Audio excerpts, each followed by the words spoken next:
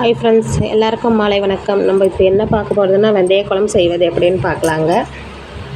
ஒரு வடை சட்டி வச்சு எண்ணெயை ஊற்றி கொஞ்சமாக வெந்தயம் போட்டுக்கணுங்க. வெந்தயம் போட்ட அப்புறம் கொஞ்சம் அதிலே கடுகு போட்டான அப்புறம் கடுகு நல்லா பொரிஞ்சு வரணுங்க.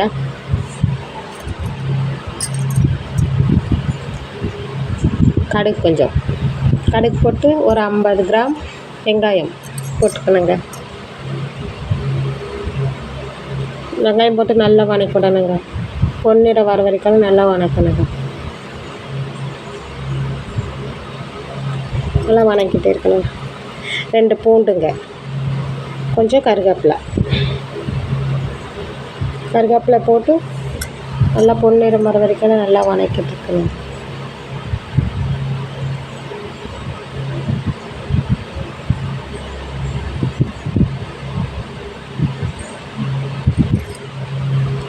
பொன்னிறம் வந்துருச்சுங்க.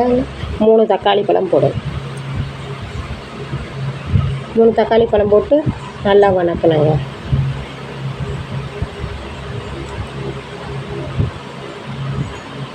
நல்லா வணங்கின அப்புறம்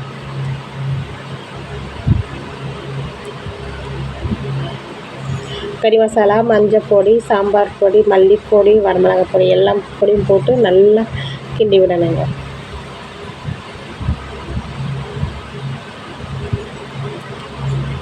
ஒரு டம்ளர் தண்ணி, தேங்காய் பால் ஊற்றி நல்லா கொதிக்க விடணும்.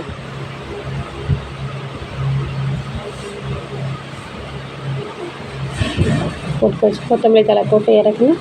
சுவையான வெந்தய குழம்பு ரெடி.